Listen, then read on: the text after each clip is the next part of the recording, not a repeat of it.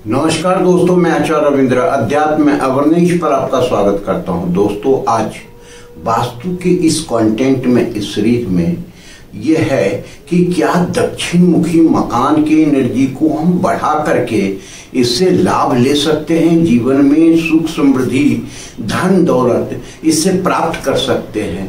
तो बिल्कुल इसका उत्तर है हाँ। ये संभव कैसे है, इस पर प्रकाश डालेंगे और इसे हम करने के लिए बहुत ज्यादा कोई खर्च इत्यादि की व्यवस्था नहीं करेंगे, जो है उसी से संभव हो सकता है।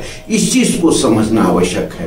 दक्षिण दिशा के पहले हम देखते हैं डिग्री के आधार से कौन सा क्षेत्र आ रहा है। 135 डिग्री से लेकर के 225 डिग्री का पूरा क्षेत्र ये दक्षिण का वाला आ रहा है, दक्षिण का क्षेत्र आ रहा है। इसके तत्व जो है सो अग्नि तत्व है, इसका कलर लाल है, और पृथ्वी तत्व है, इसका कलर पीला है। इतनी बात क्लियर हो गई। दूसरी बात है कि इसके ग्रह जो हैं मंगल ग्रह है, राहु ग्रह है और शुक्र ग्रह है। ये तीनों ग्रह इसको प्रभावित करता है, संचालित करता है, रूलिंग करता है। अब इस चीज को समझिए। मुख्य रूप से वास्तुशास्त्र एक विज्ञान है जो एनर्जी की व्यवस्था को जानता है, एनर्जी के शब्द को जानता है। अगर उसमें पॉजिटिव एनर्जी है तो पॉजिटिव रिजल्ट देता है, अगर नेगेटिव एनर्जी है तो नेगेटिव रिजल्ट देता है। ये क्लियर हो गया। और अब देखते हैं कि जो व्यवस्था है, सबसे पहले लैंड या भूमि या उस घर के जो एनर्जी है उसको हम कैसे एनहांस करें। एनहांस करने के लिए है कि नेगेटिव एनर्जी को पहले खत्म करना होगा, और उसके बाद है कि उसमें और क्या हम करें जो उसकी शक्ति को बढ़ा सकते हैं। इसकी नेगेटिव एनर्जी क्या है सो समझ लीजिए। कहीं भी इस पूरे क्षेत्र में अगर धूल जमा हुआ है, वहां कहीं आपको जो है सो डस्टबिन जैसा है, वहां कहीं स्टोर जैसा है, वहां कोई ऐसा वस्तु रखा है जो बहुत दिनों से रखा है लेकिन उसकी सफाई नहीं हो पाई है, वहां कहीं अगर दक्षिण दिशा की बात कर रहे हैं तो निश्चित दक्षिण दिशा में ही द्वार होगा। तो वहां सामने जूता चप्पल या किसी प्रकार का कोई गड्ढा या किसी प्रकार का कोई द्वार भेद न उत्पन्न हो, ये सारी चीज अगर नहीं है तो निश्चित रूप से ये जमीन बहुत अच्छी है, मकान बहुत अच्छा है। लेकिन अगर है तो इसको पहले हम ठीक करेंगे, बैलेंस करेंगे और एनर्जी को बढ़ाएंगे। पहले वहां घर की पूरी सफाई कर लें।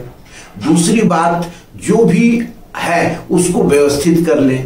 जो आपके काम लायक नहीं है उसे आप हटा दें, और जो आपके काम लायक है भी तो उस पे धूल इत्यादि नहीं हो, अर्थात पूरा घर को धो धा करके साफ सुथरा कर लें, जैसे दीपावली के में करते हैं।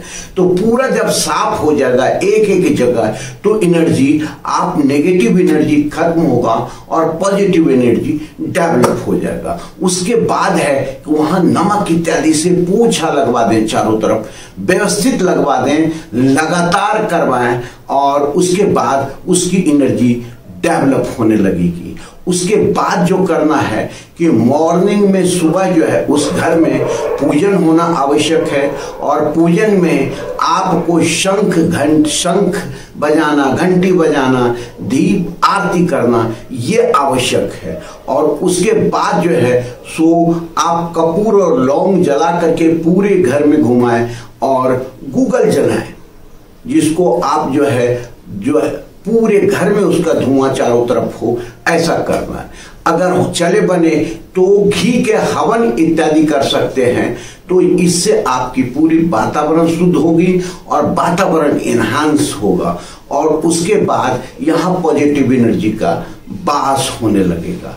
उसके बाद अगर कुछ करना है, अब है कि तत्व एनर्जी बैलेंस को बढ़ाना है। तत्व एनर्जी अर्थात यहां पर अग्नि तत्व है तो अग्नि तत्व को वहां रखना आवश्यक है। अग्नि तत्व में डिस्टरबेंस उत्पन्न करने वाला जल तत्व, इसके शत्रु तत्व जल तत्व है। कहीं भी उस पूरे क्षेत्र में अगर जल तत्व है तो वह नेगेटिव एनर्जी डेवलप करेगा और आपको इसका खमियाजा भोगना पड़ेगा। तो उस क्षेत्र में नीला कलर, ब्लैक कलर ये नहीं करें। इवन यहां तक कि ये पूरे घर की बात, कलर की बात कर रहे हैं, सोफा कवर, पर्दा, ये सारा चीज, या किसी प्रकार को कोई गमला वस्तु ऐसा रखा हो जिसका कलर नीला है, तो निश्चित उसको कार्टून में पैक करके ढक दे और रखें अगर उपयोग के लायक है, नहीं तो हटा दे। तो ये हो गया, अर्थात अग्नि तत्व में जल तत्व को नहीं ले जाना है। अब ये कलर के द्वारा हम बताए, अब इसका कंस्ट्रक्शन की एनर्जी को देखना है। यहां पर पानी स्टोरेज या अंडरग्राउंड वाटर टैंक या बोरिंग इत्यादि नहीं करें, ये बर्दाश्त नहीं कर पाता है क्षेत्र और ये नेगेटिव में चला जाता है और इसका खमियाजा आपको भोगना पड़ता है। तो यही चीज आपको देखना आवश्यक है और बैलेंस करना आवश्यक है। अगर आप इतना कर लिए तो निश्चित रूप से यहाँ की एनर्जी एनहांस हो जाएगा और आप जो है सो अच्छे स्थिति में आ जाएंगे। यहाँ पर रेड कलर का बल्ब अग्नि कोण में जलाना आवश्यक है, SSE के क्षेत्र में जलाना आवश्यक है। पीले कलर का कोई बल्ब जो है सो नैऋत्य कोण में जलाना आवश्यक है। यहाँ वहां रंगोली, पर्दा, किसी प्रकार का ऐसा वहां करें जो इसके तत्व को हम बढ़ा करके और उसको बैलेंस कर सकते हैं, जो अभी तक नहीं था। उसके बाद आते हैं कि जो सबसे ज्यादा नेगेटिव एनर्जी इस घर में आता है तो प्रवेश द्वार के द्वारा आता है, क्योंकि सभी दिशाओं के प्रवेश द्वार कहीं भी रहे उतना क्षति नहीं देता है, लेकिन इसका सही पद में प्रवेश द्वार होना चाहिए। अगर नहीं है, दूसरे पद में है, तो ये मृत्यु तुल्य कष्ट देता है, ये आप समझ लें।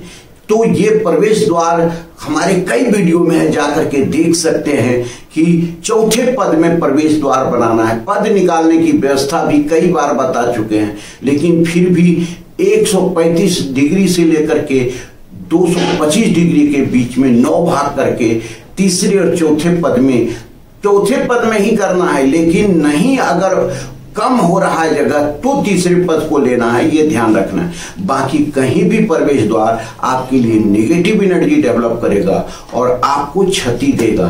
तो ये देखना अब है कि द्वार की सुंदरता को बढ़ाना। द्वार की सुंदरता में आपको वहां पर स्वास्तिक का चिन्ह लगाना है, वहां पर मांगलिक चिन्ह लगाना है, वहां पर जो है तोरण द्वार बनाना है।